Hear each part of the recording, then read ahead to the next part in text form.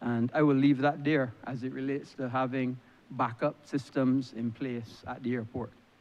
So having said that, can you share with us how this equipment will be used to improve things at the airport, and what other expansion are you expecting to have at the airport to share with the country? Thank you, Honourable Member. Let me also begin by saying that, as you would, I'll take the airport expansion first and we talk about equipment. We have now found ourselves at Grand Lems International Airport, thanks in part for the government's aggressive airlift strategy and the performance of the airlift strategy, where we are faced with the situation that the Grand Lems International Airport, which was constructed probably approximately 40 years ago as a new terminal, that we have, frankly, outpaced in terms of volume what is required at the Grand Lems International Airport. There, particularly on weekends, we have a situation where we do not have enough space on the parking apron to accommodate aircraft. You will see on occasion that we will have maybe 2 aircraft lining up behind each other. And we also have cargo and we have a private jet facility. Whereas on the opposite side, we have an apron for the parking of private jets.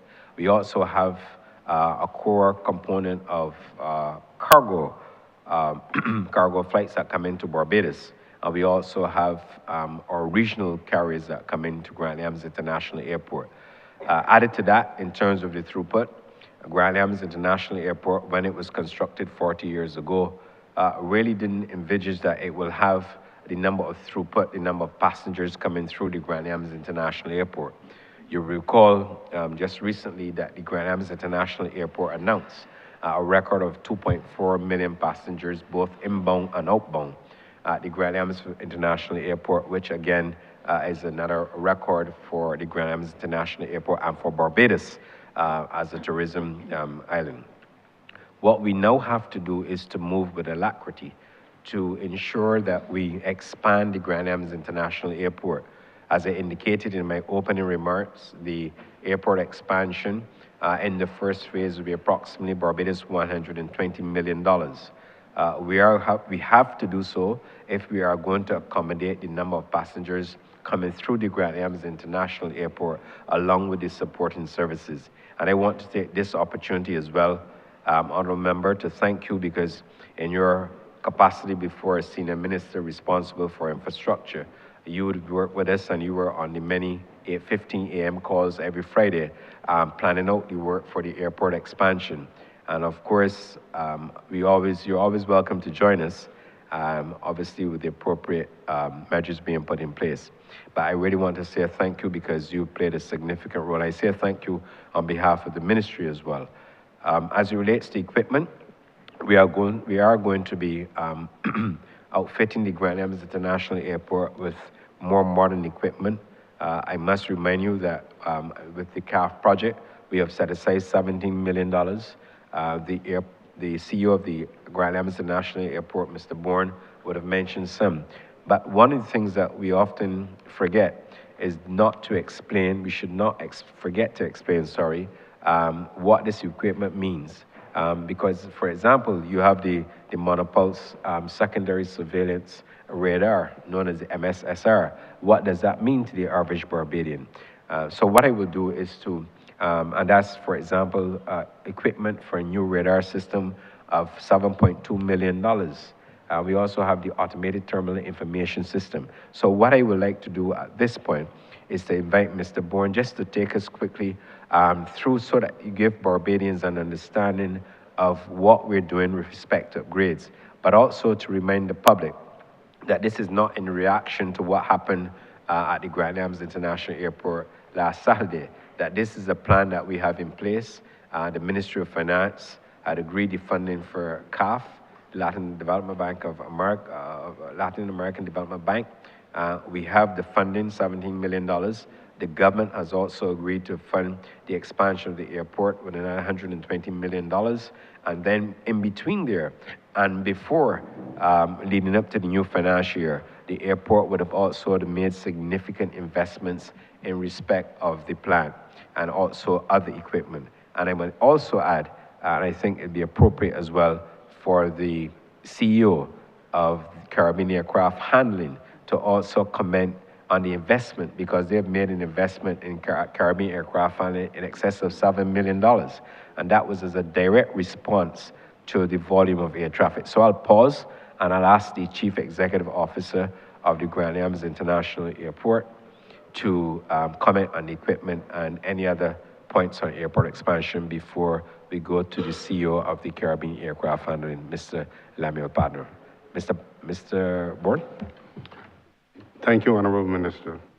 As it relates to some of the equipment that I mentioned earlier, and for further explanation and to give some context for the general public, as it relates to the MSSR, it's basically a tool.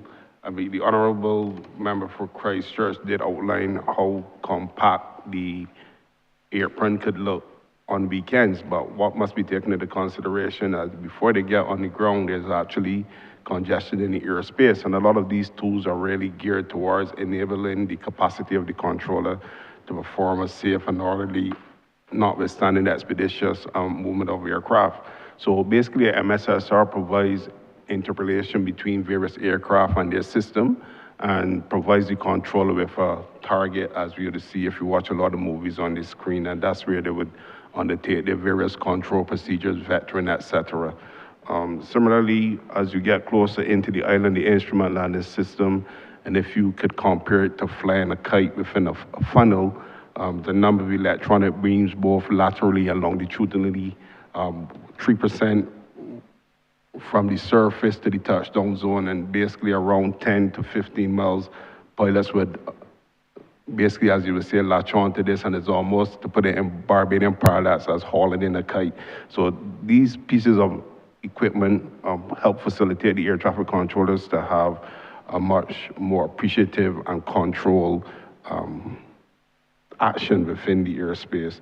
Notwithstanding that, then you probably have to go to visual flight, etc., and that's less of a controlled airspace for the controller. So most of the pieces of equipment are basically geared towards enhancing the airspace capacity and also increasing the safety of the airspace.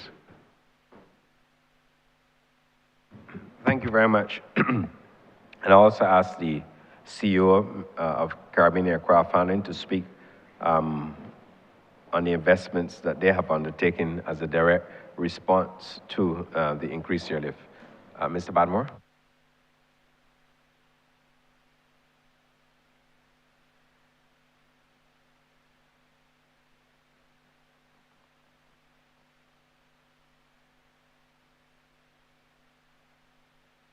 Aircraft arrivals at Grantley Adams International Airport, as I would call it, in the sweet spot.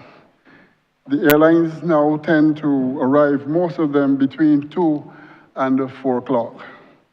Specific to Caribbean Aircraft Handling, between 2 and 4, we have approximately 15 arrivals. And if you work out the aircraft carrying the stairs, we're talking about 30 stairs in that period we have to use. We have approximately 3,000 passengers arriving and departing, in that time zone. When we look at the bags, you're talking approximately 180,000 pounds of bags in either direction, with about 4,500 bags moving in either direction in that time zone. It is imperative, therefore, that we have the requisite equipment to support that activity. You would appreciate that we have on the ground, the aircraft on the ground for approximately an hour and a half to facilitate a complete aircraft turn. We have to do the arrival, which involves the disembarkation of passengers. We have to have and to ensure that the bags and the cargo is offloaded. I alluded to the numbers already. And of course, in the mix of that, we have to provide for cleaning of the aircraft, the security checks, And when I say cleaning, not only the cabin cleaning, but we also have to do the lavatory clean for the aircraft so that when the aircraft is ready to depart, the lavatories are already clean and ready for departure. We also have to upload water in this hour and a half. And we have to ensure that passengers are then emplaned to meet the departure time. So within those 2 hours and hour and a half, sorry, you have to ensure you have the requisite manpower and equipment power to provide for an expeditious turn because like any other business, the KPIs for aviation, safety, security, efficiency, and on-time departures is mandatory. It is mandatory. So in an effort to fulfill all of these goals and to meet these requirements, we have to have the requisite equipment. As I said, the human resource, but we also need the equipment resource to provide for the turn. Enough stairs, enough baggage carts, conveyor belts, lavatory trucks, water trucks, high loaders, and these are all required to ensure that the passengers with the stairs can get off. We can ensure the lavatories are clean, so we have the lavatory truck to facilitate that process. And we have to ensure the water truck is ready. And because we are in a salt environment, it requires constant refurbishment, constant updating, because we suffer badly from the rust effect at Grantley Adams International Airport. Therefore, our ministry and our company has embarked on refleeting and renewing. And as the minister indicated, so far for fiscal 26, we have invested $5.6 million in refleeting for Caribbean aircraft handling. Over the last 4 years, we have done approximately $8 million, and we have made another request for for this coming financial year, for additional $4.5 million to ensure we have the equipment to facilitate the quick turns that we have to do, the timely turns, because these aircraft have to get back to their bases for other operational reasons, to go to other destinations across the world. A delay at Barbados can negatively impact the entire flight program of an aircraft, and we have to ensure that we maintain the on-time facilitation, we maintain the safety and efficiency to ensure customer service is maintained. And our mantra there is we want to exceed our customers' expectations. Therefore, we have to ensure we have the right equipment. I want to say that part of the new equipment that we have, as I speak, there are persons who have come in to commission new equipment. We will have, for the first time in Barbados, the first purpose-built ambulift for passengers with disabilities. We have ambulift at the airport, but they were not purpose-built for persons with disabilities. They were manufactured to facilitate, but not built from structure to provide for those passengers. And I have at the moment a team, as I speak, commissioning a new purpose-built ambulift that can facilitate passengers. We have baggage tractors being commissioned today as well. We have on the sea 4 new covered stairs with the requisite covers and the application as if it were a jet bridge. It has that type of effect to ensure that our passengers are facilitated. If the rain is falling, we reduce the opportunity for them to be soaked with rain as they deplane. These are things that we are doing in terms of facilitating the customer experience. In addition, we are ensuring that we also fulfill the mandate of the government to reduce emissions, and hence we have also employed and procured equipment that are electric. We have electric stairs, electric tractors, we have electric buggies to facilitate our cabin cleaners, and these are some of the initiatives that we're doing to ensure the customer experience is improved significantly, and those passengers that come into Barbados, bearing in mind, we are the first persons they meet, and we are the last persons they will see when they leave. So we want to ensure that the service level is of the highest standard and highest quality. Thank you. Mr. Chairman, if I may just make additional remarks, with your permission. And I think the points made by the CEO are very of Caribbean Aircraft, and those points are very important because it is important to know that we have two ground handling companies at Grand Lems International Airport, the Goddard Catering Group and the Caribbean Aircraft Handling. And the investments, and I dare say both entities made, and I want to compliment both entities because when I became minister, we sat down with both entities and we planned out based on what we expected to be future expansion to Grand Lems International Airport. And both companies responded with investments, significant investments in capital expenditure. But with respect to the modernization of equipment at Grand Lems International Airport, it is also very important for another reason. We are faced with new aircraft being engineered with new technology, and the technology being used on those aircraft would have to be, Grand Lems International Airport will have to keep pace with the new technology. And perhaps with your permission, I can ask Mr. Halliburn just to speak very quickly to the rationale between improvements in equipment at the Grand Lems International Airport in response to new aircraft technology. Mr. Bourne. Thank you, Minister. As it relates to technology and the improvement, it not only goes on the aspect of the ANS side, and I think it's actually buoyant at this point in time as we transition the ANS to AIM and the equipment and technology that will facilitate such. Within the Grand Islands International Airport, we are also looking to meet the trend and needs and the change in, we've just implemented our RMS system that should be rolling out at the beginning of April, a project implemented within the operations department and the director of operations and supported by the engineering team. This would facilitate a smooth transition within the airspace to landing and parking and facilitation. But as we build out our airspace and the capacity, modernization of our airspace is critical, especially as we want to transition to PBN and move away from a lot of the ground-based equipment that we're using. So the equipment that we're really investing in is paramount, and it would also enable the air traffic controllers to have a less stressful job and more of a monitoring role, rather than having to initiate a lot of physical activity and physical work within the airspace.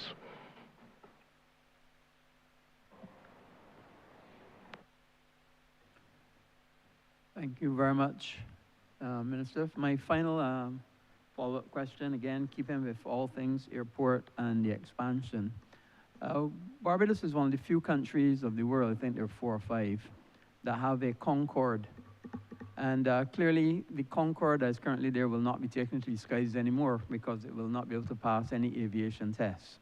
So having said that, what plans do you have for the Concorde and particularly the Concorde experience area in terms of expansion, if any, or any further uses at the airport? Thank you very much, Honourable Member. Let me also say that the Concorde experience also was upgraded. The Grand Lems International Airport would have made an investment in that experience. The Concorde experience is currently being used for a number of the A to C transfers, and because of the volume of air to sea transfers in Barbados and the pressure it would have otherwise put on the main terminal, that facility is being used. It is also used for private functions at the discretion of the Grand Lems International Airport. But in addition to that, what the Grand Lems International Airport has done is that they've also increased retail outlets at the Concorde experience, both food and beverage and other outlets for increased visitor spend. I will ask Mr. Halliburn as well to speak to some of the future plans that we have for the facility, but we also intend to utilize it fully. And I must say, particularly during the winter period, it is highly utilized. And we are, of course, making extra revenue as a result of the initiatives that the Grand Lems International airport board and management would have implemented. But I'll yield to Mr. Hadley Bourne for additional comments. Mr. Bourne. Thank you, Minister.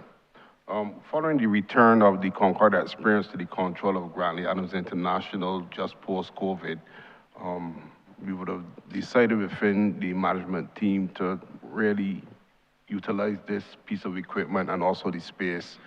I remember initially coming out of COVID and we wanted an area to restart and do the COVID testing that the Honourable Prime Minister had asked if we could facilitate reopening with a COVID testing area in there. And I had said to her and then Minister, the Honourable Senator Lisa Cummins, that I had other ideas. So initially it was a three-prong attack that we would have utilized. We recognized that within the main terminal and the growth in the air-to-sea sector, that the terminal was really over capacity. So we initially spent in the previous financial year $6 million in renovating the facility to seat between 600 and 800 passengers. That proved to be quite successful, and I think we've actually increased the capacity to 900 seats this year. And within the stakeholdership and the responses from the cruise lines, David, you could attest to this, that they've been quite happy and successful with the work we've done. Similarly, as the Minister alluded to, we also use it as an entertainment center. I think BTMI had leased it from us on the previous year as part of their festival, and I think that was quite a success, and there have been a number of events in there subsequently, although limited. So the aim for the Concordia experience is to utilize it, especially during the busy winter period, and then also to have it as a commercial space when not in use. The current business development director for the airport, Ms. Knight, I've tasked her with an RFP to actually have it used as a tourist attraction during the non-peak season to also assist with the tourism product and offerings that we have on island. And notwithstanding, it has even now become a place where we've been able to undertake a number of refugees and humanitarian functions within the aviation space, especially at times during the peak season when they had limited capacity within the airport, the hotel plant. So that is it in a nutshell. Basically to say it is planned to be commercialized for both aeronautical and non-aeronautical activities. And if I add, Mr. Chairman, Lisa, I forget, the issue with the staffing as well, I would not want to forget the Aeronautical Information Services Department. We're also moving apace to recruit an additional 15 persons for the AAS as we prepare to transfer from the Aeronautical Information Service to Aeronautical Information Management Unit. Thank you, sir. Thank you very much, Minister, for those very good and very fulsome answers. And Mr. Chairman, I yield back. Thank you.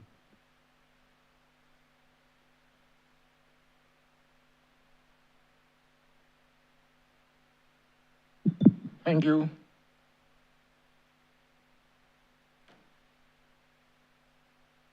Honourable Member for Michael Christchurch East.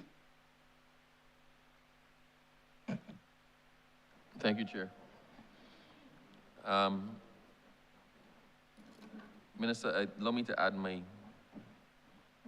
voice to the long list of congratulations and commendations that you and your team and your ministry have received for your performance over the last couple of years, and in particular over last year.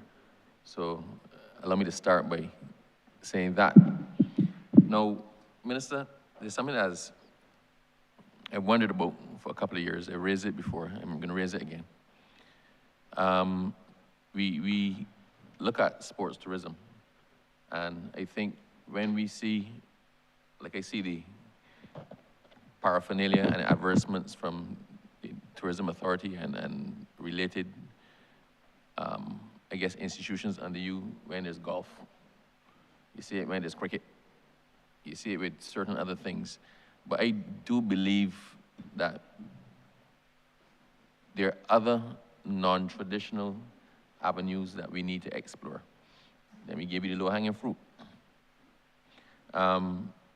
As you know, I have an interest in shooting. And anytime there is a shooting competition in Barbados, for every competitor that comes, most of them bring their family with at least about 4 people. So you might have 50 people or 100 people competing and 500 guests coming in for it. And they all look for some place to stay. They stay at different places. They go and they eat. They hear the children and the family go and experience Barbados and contribute to the economy. But I know as a fact that shooting receives little to no support from the tourism sector in terms of formal support to get to grow shooting as an imported sport. Now, if you follow the sports news, some of our most successful athletes over the last 5 years have been the shooters.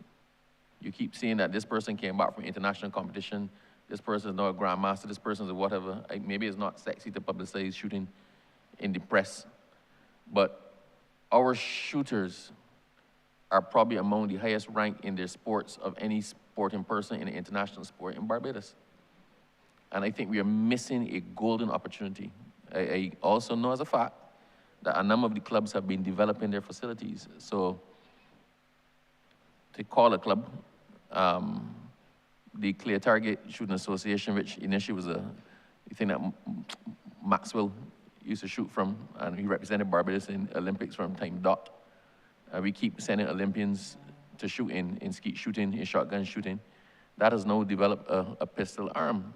And they've gone from facilitating one aspect of the sport to probably facilitating 5 or 6 different disciplines. And their plant has expanded to almost 10 times what it was. So they're investing of their own accord. I think I'm giving you enough introduction. What is being done to expand the possibilities for investment and subsequently a return, a tourism return, by considering non-traditional sporting partnerships? Thank you, Honourable Member. Well, in respect of the support, we have currently a Tourism Development Act. And the Act makes it clear that if you qualify as a tourism product, there are concessions and other concessionary benefits that you receive. So what I will encourage those who are involved in that sport to reach out to the ministry. We have dedicated officers who deal with that, and as they can talk them through it, the application process. And if they meet the requirements, of course, they be deemed to be a tourism product, and the associated concessionary benefits would be granted, as we do grant for other persons or entities, I should say, who apply. The other issue would have to do with the assistance that can be rendered, for example, from the hotel sector.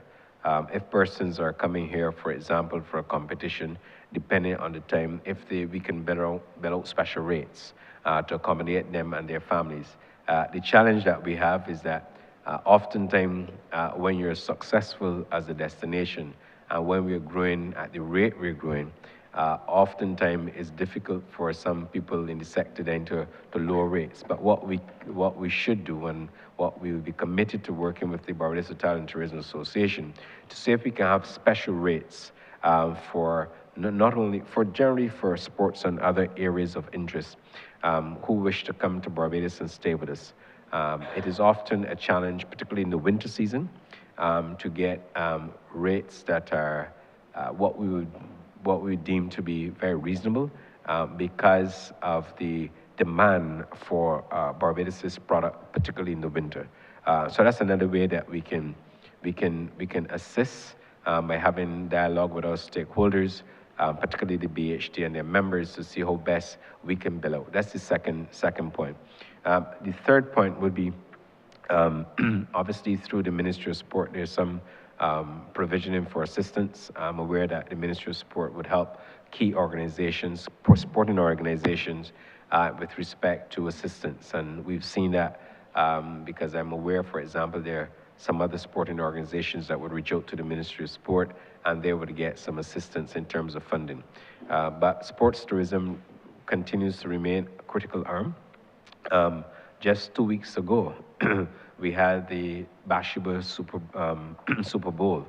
We had a number of visitors who came to Barbados with their surfboards. In fact, I was leaving Barbados the following Monday morning, and I saw the number of persons who were on that flight who come to Barbados to participate in the Basketball Super Bowl, and we're heading back home with and let me also tell you that the plane was full, absolutely.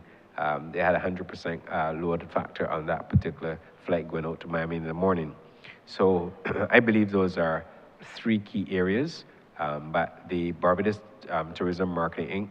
will continue to support sport. We have a dedicated sports manager within the facility. Perhaps I should invite the CEO of the BTMI to also give further thought and explanation on this. Ms. Andrea Franklin. Good afternoon, Andrea Franklin, CEO of BTMI.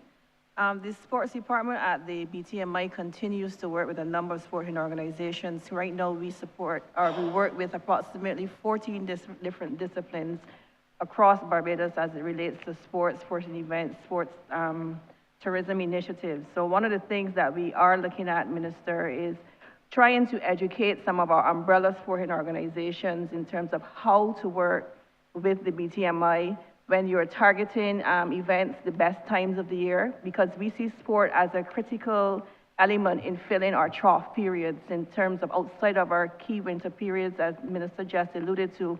So in the May to October period in particular, sports tourism is critical for the destination and helping to build our numbers during that period.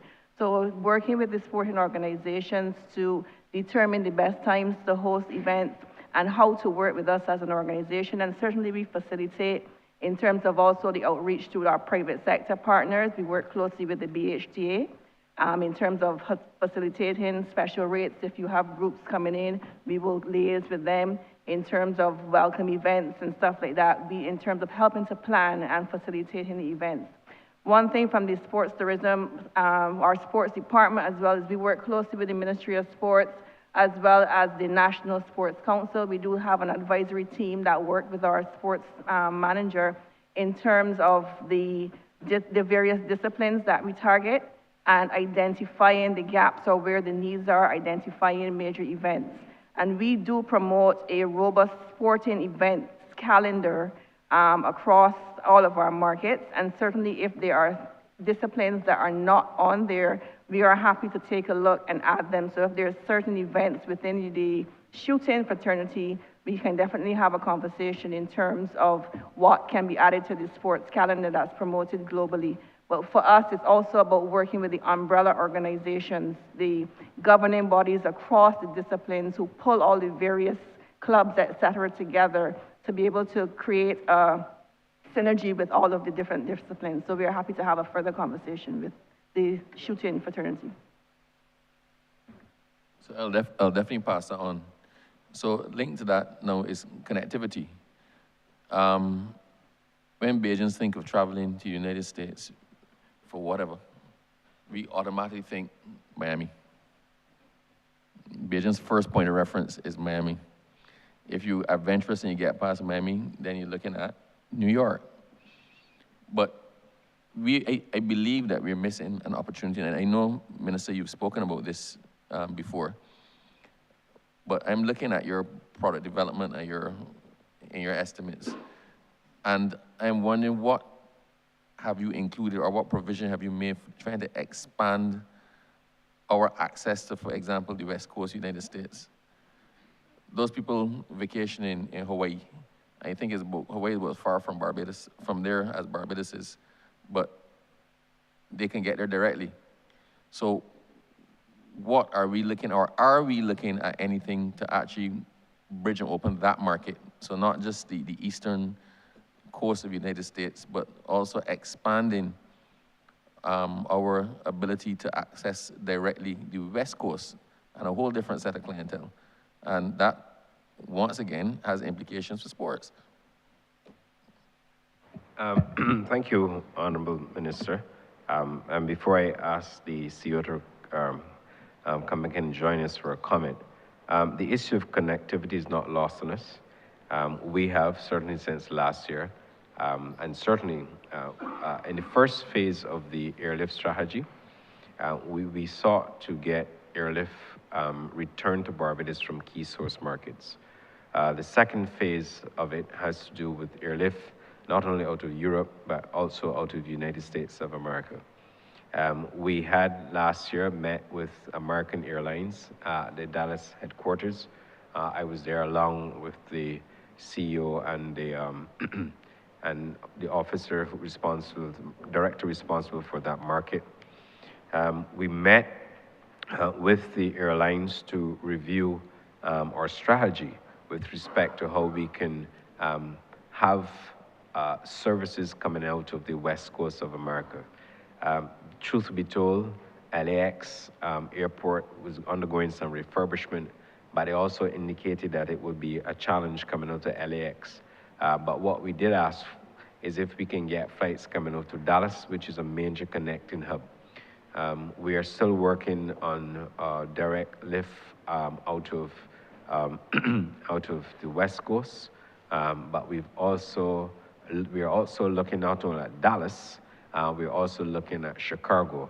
Now there's some interesting developments with respect to the number of aircraft coming into Chicago, where the authority is planning to put a limit on the number of aircraft. And of course, there's much competition for airlift coming out of Chicago. It therefore means that if we cannot get direct lift out of LAX, Los Angeles Airport, for example, we will have to work very closely. But it's part of the broader strategy, because there's a lot of international traffic coming in, particularly out of Asia and the Pacific, going into Dallas. And what we're doing as part of this strategy is that if we want to drive additional airlift from Asia and the Pacific, that we can filter that airlift through Dallas and then look to see if we can have a non-stop service from Dallas to Barbados.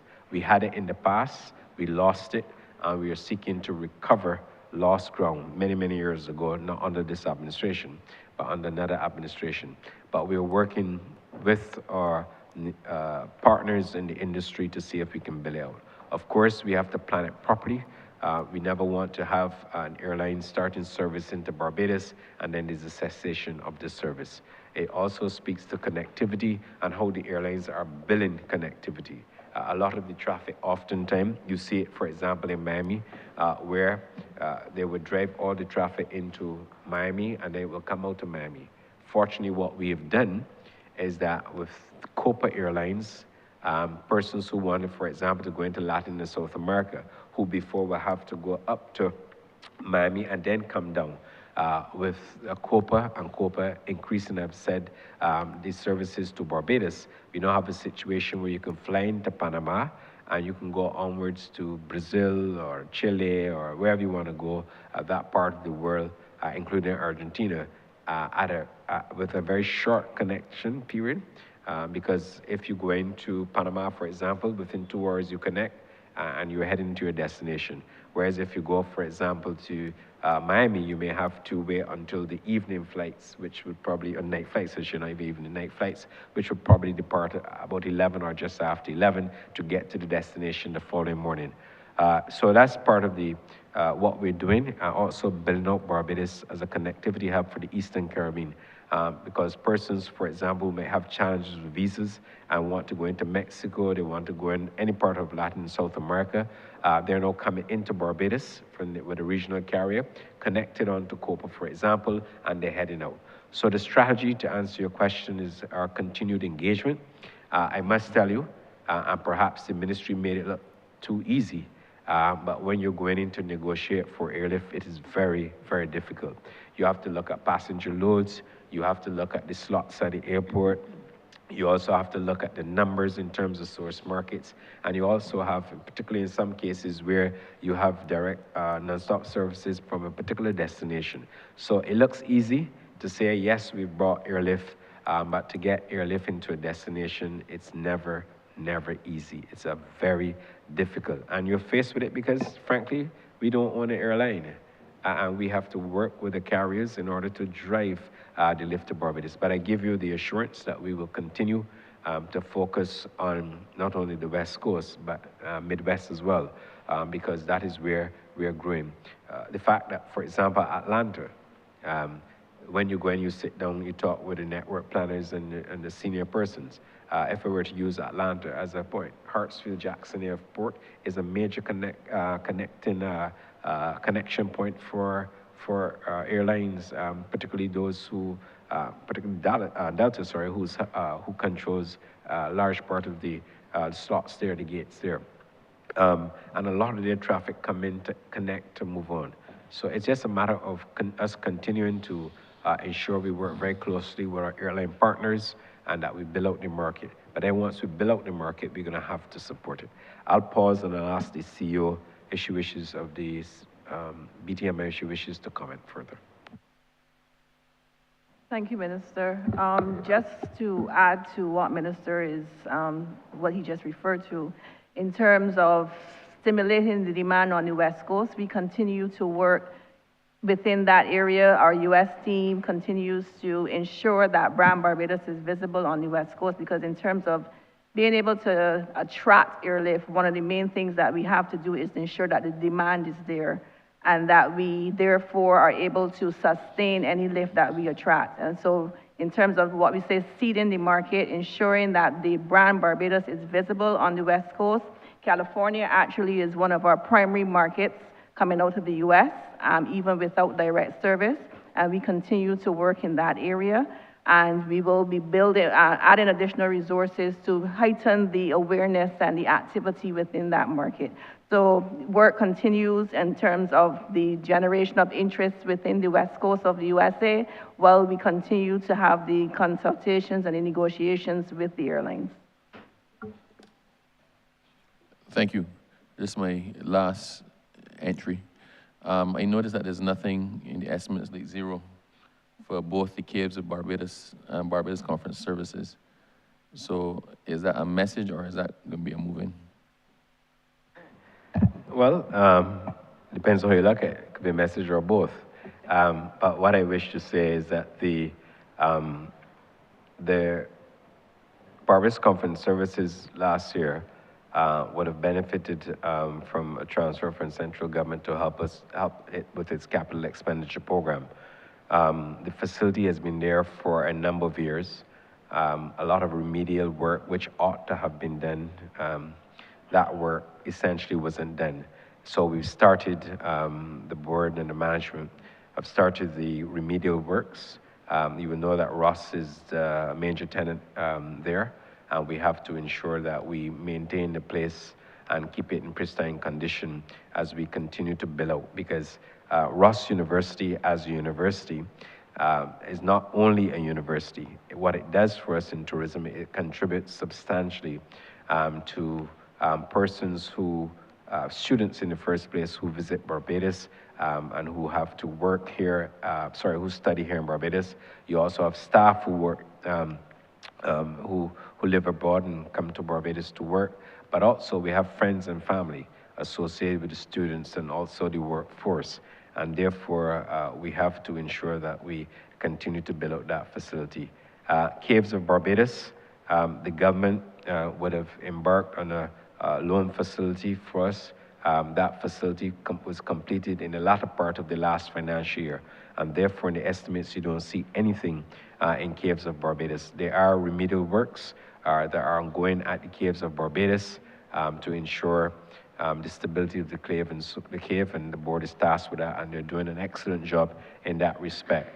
But we will continue wherever possible to engineer the success of these state-owned enterprises so they don't have a heavy call on central government. As you're well aware, the amount of money that we have to spend in aviation, not only in training, but in equipment, and then obviously You know, I always ask for some more money to help market Barbados. And therefore, it is necessary that we try our best to engineer and ensure that SOEs can stand on their own. And if they stand on their own, it would obviously have less of a cash call on central government of Barbados. So I really want to thank the Barbados Conference Services and also the CAVES for all that they continue to do.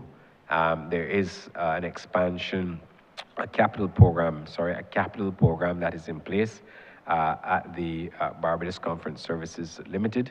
There's a lot of remedial work that has to be done.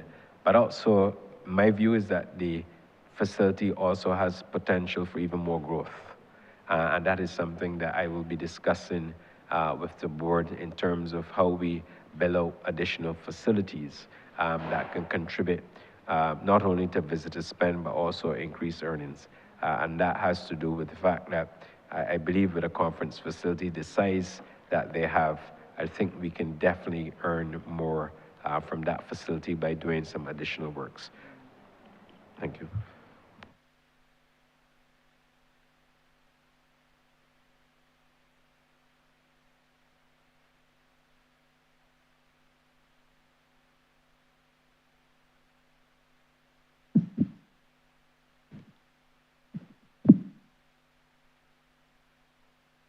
Thank you, Honourable Member for St. Michael South. Good morning, Minister. Good morning to your team.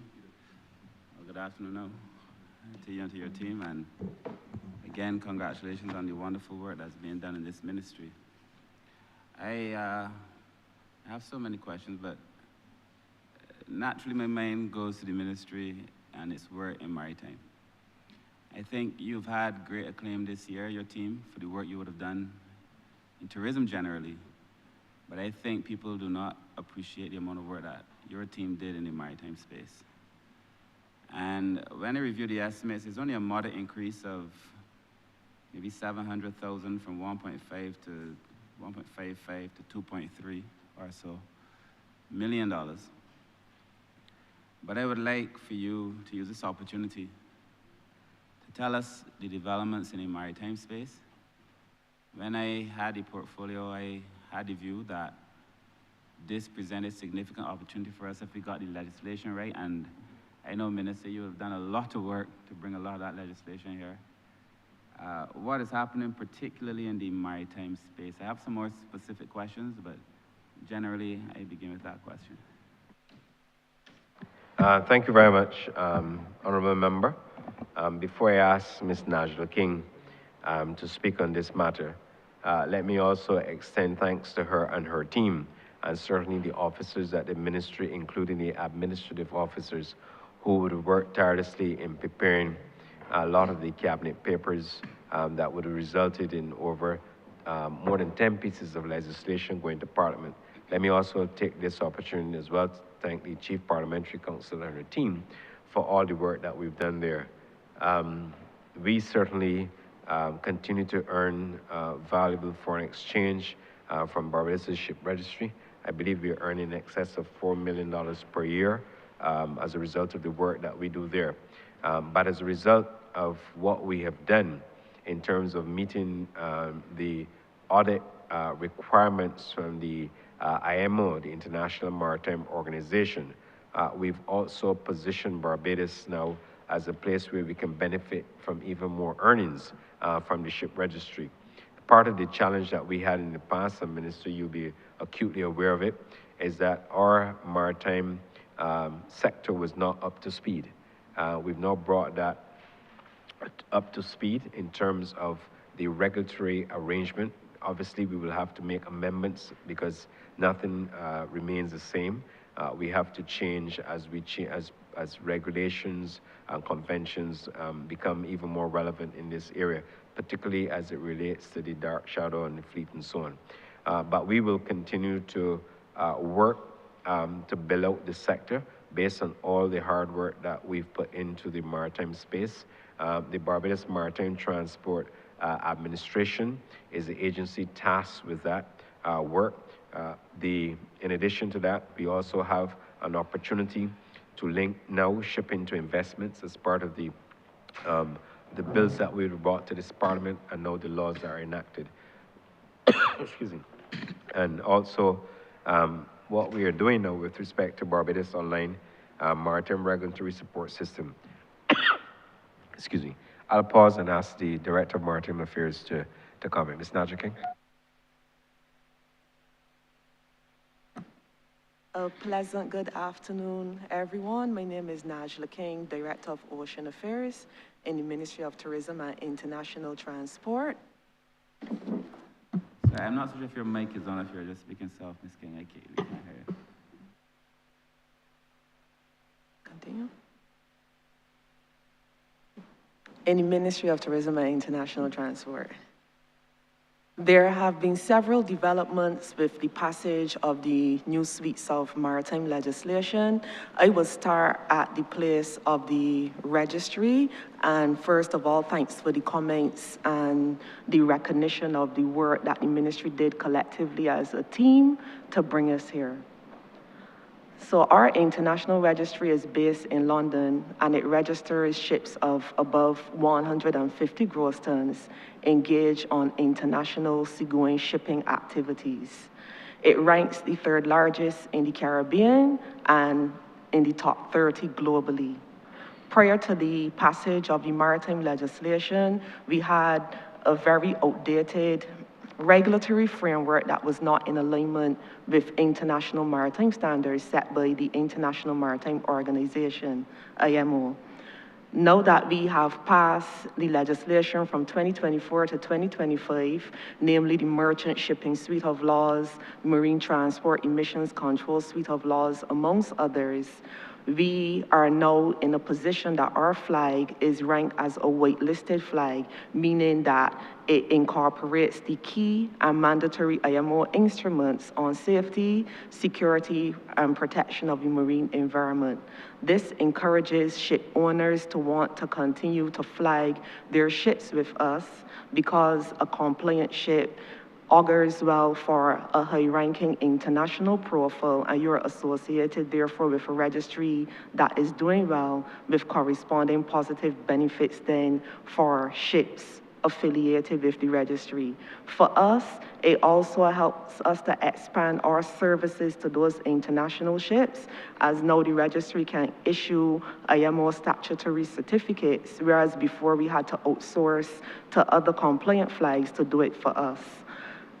Additionally, we have digitalized many of the shipping services thanks to the Barbados Port Inc. team, who develop and manages and operates the Maritime Single Window, which is a digital clearance tool that facilitates international maritime traffic inbound and outbound, and overall improves efficiency of ships calling at port, so that the less time they spend at berth waiting to be cleared, there would also be less emissions generated during the waiting period. And the Maritime Single Window has also enhanced maritime security through ensuring that ships, the crews, the passenger, and the cargo are monitored through accurate and secured data interchange systems. Other developments coming on stream, there will soon be launched a Barbados Online Maritime Regulatory Support System that would digitize other pieces like the Shipping Domestic Vessel Suite of Laws, the same merchant shipping, marine transport emissions, so that we can be more efficient in delivering on the workflows stemming from those other suites of legislation that go beyond vessel clearance, such as issuance of vessel licenses, permits, monitoring and evaluating flag, port, and coastal state control activities, amongst others. There's also the training and capacity development component. The IMO mandates us to ensure a competent seagoing and shore-based maritime workforce. So on October 8th last year, we partnered with BIMAP, BCC, and SJPA in launching the National Maritime Training and Employment Program. The program is continuously being built out with these entities collaboratively, and we also envisage this year to encourage other institutions and the the local shipping business community to become part of the program so that we can expand training opportunities in academic, technical, and vocational maritime areas. This is important for continuity and the survival of the sector because not everyone wants to go to sea. There are those that prefer shore-based maritime jobs, and then also at the end of life for seafarers can come to shore and transition their skills and experience that they would have gained at sea in areas such as vessel management, vessel surveying, training, etc. We also are currently undergoing a feasibility study with the International Maritime Organization in establishing green shipping corridors as part as continually meeting the decarbonization standards. A green shipping corridor is essentially a maritime trade route between ports, whereas the ships using the corridors would use least emitting or zero emitting fuels. And this would also create green-oriented maritime job opportunities. It is good for the environment and also from a public health perspective from coastal communities that are proximate to port areas. And it would also provide opportunities for the energy sector to provide marine e-fuels to ships as we continue to transition in the international green shipping era. Thank you. Perhaps, Chair, through you, the Director of Ocean Affairs would perhaps want to talk about the link to shipping investments, because this is an area which could be very, very beneficial to Barbados. Ms. Najaking?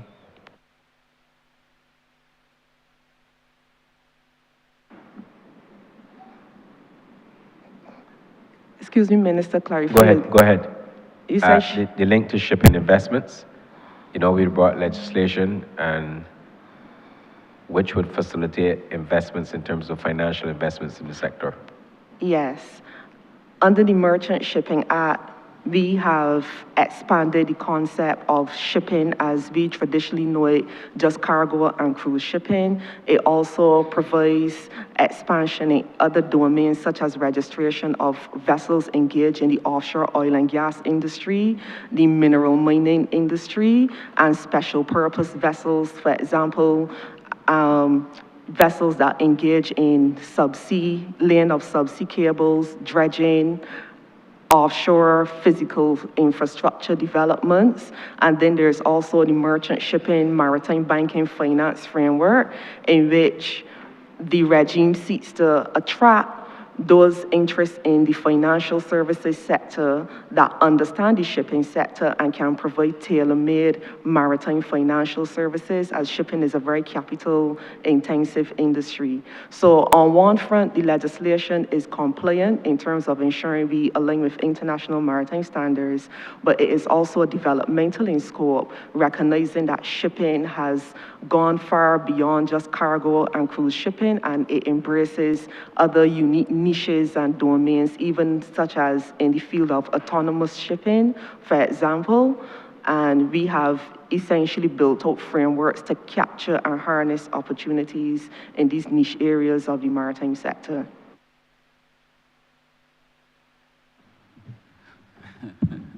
Thank you very much, Minister. Seeing that you preempted my question, I have another one for you then. It's a follow-up question, Chair. The reference was made, obviously, to the ship registry and the work that we would have done in relation to the ships that use our flag. But all of us have said that we are living in very dangerous, difficult, perhaps uncertain times when it comes to vessels who are now operating on the ocean in relation to maritime security. So to what extent have we, recognizing the dangers in the world, have we been able to ensure, if indeed we can ensure, that the ships that carry our flag operate with a certain degree of safety, that Barbadians who are on board some of these vessels carrying other flags are able to travel with a certain degree of safety?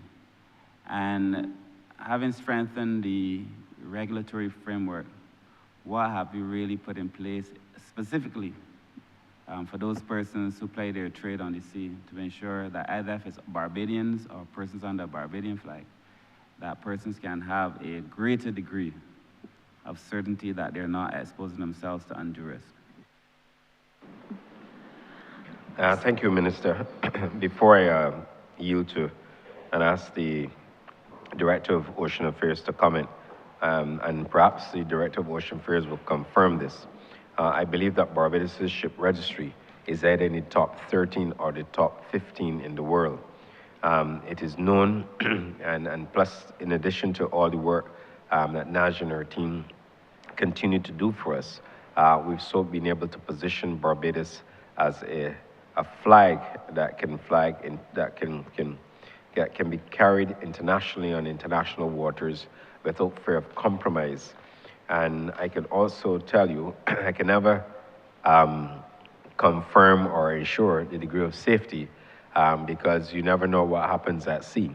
But those vessels that carry the Barbados flag, what I can confirm is that they are not only following the IMO standards, but because of all the legislative work we've done within the maritime space, that we have more entities that are now attracted to the Barbados flag. But I'm not going to go into the logistics of port state and so on. I will ask the expert. Let me congratulate her on her appointment as Director of Ocean Affairs, Ms. Naja King, and I will ask her to just answer and provide follow-up answers to a question, Minister. Ms. King. Thank you. So as it relates to maritime safety and security protocols, we take our guidance from the IMO, as I would have previously explained. Right now, the conditions in the international market, we face hostilities, as we all know, and what we have in place is that vessels engaged on international trade transiting high-risk areas follow certain safety protocols issued by the Barbados Maritime Ship Registry in London. These protocols stem from the IMO's International Ship and Port Facility Security Code, known in the industry as the ISPS code. This code outlines detailed measures at varying levels to detect and deter maritime threats. So ships calling at ports would be subjected to the ISPS code, and the port in those particular jurisdictions will guide on the level of security measures the ship must comply with, depending on the nature of the situation. In addition, our Merchant Shipping Act allows for the contracting and placement of privately contracted armed security personnel aboard ships, especially those transiting high-risk areas, because obviously seafarers cannot be asked to perform security functions. It's not their area of training. And for their safety too, the IMO ensures that seafarers do just what they're supposed to do, which is to operate the ship safely, but not be involved in any situation that can put their life at risk. So apart from the ISPS code and the bulletins issued from the Barbados Maritime Ship Registry, we would also take guidance as issued from the United Nations Security Council, as the IMO, as I earlier mentioned, is a specialized agency of the UN. So we also adhere to wider United Nations security protocols when they're issued. Thank you. Thank you, Chair. My last follow-up question. Minister, I think both yourself and Ms. King raised the idea of the maritime single window. And I know we put a lot of work into the single window, and I would like to know in practical terms what benefits we have been able to see from leading, I think, Barbados really led in this space in many ways, the maritime single window. Thank you, Honourable Member. I will ask not only Ms. Naja King to respond, but also Mr. David John Marie, who's CEO of the port. They have done considerable work with respect to this, which is now contributing to efficiency with respect to the electronic transmission of documents. I'll start with Ms. Naja King, and then I'll ask Mr. David John Marie to add to her comments. Mr. King. To properly answer this question, we would really have to defer to Barbados Port Inc., who administers and implements the maritime single window. But from a regulatory perspective, the port must be congratulated for its timeliness and efficiency in fully implementing the maritime single window in terms of taking it from its traditional state where it was just a tool for internal training. Now we have ships using it even to submit documents relating to their marine pollution performance status, for example, the exhaust gas cleaning system, the EGCS form. You would have heard us mention about the IMO's decarbonization mandate. And one of the things about this decarbonization regime is that the devices used on board ships to clean the atmosphere from ship source emissions also have the negative impact of those residues being polluting to the marine environment. So to counteract that, the Marine Transport Emissions Control Act requires that EGCS notification forms be submitted through the maritime single window from all ships pre-arrival to Barbados. And BPA has been able to excellently implement this so that the maritime single window is not just now a clearance tool, it is also an environmental performance oversight tool for pollutants carried by ships.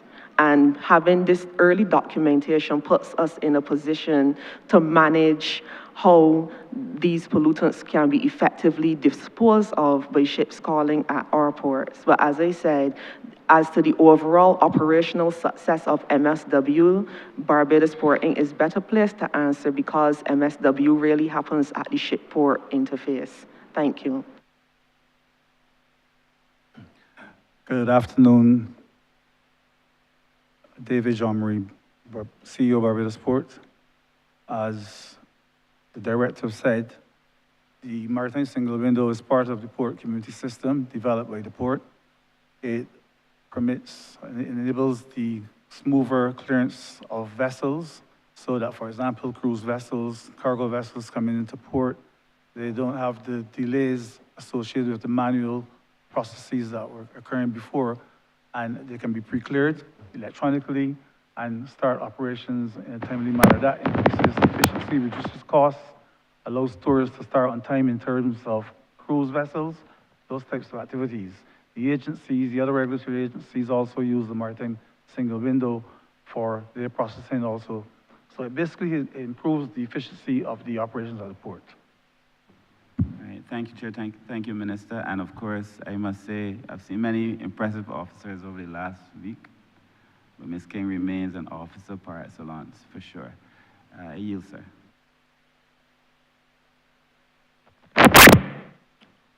Thank you. Thank you, Mr. Chairman. I beg to move that you do now report progress to His Honor the Speaker and beg leave to sit again. The question is that I do now report progress to His Honor the Speaker and beg for leave to sit again. All honorable members in favor, say aye. Honorable members against, say no. Methinks the ayes have it.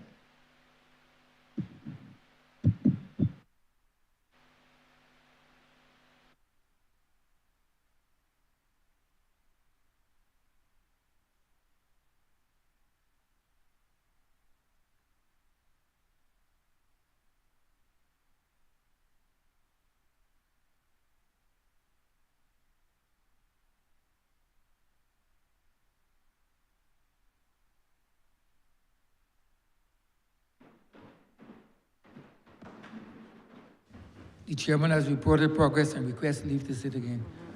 Honorable Leader, Government Business. Thank you, Mr. Speaker. I beg to move the suspension of the House until 2:25 p.m. The question that this honorable chairman be suspended until 2:25 p.m. All those honorable members in favor, please say aye. Those against, please say no. Me think yes, have it. This honorable chamber stands suspended until 2:25 p.m.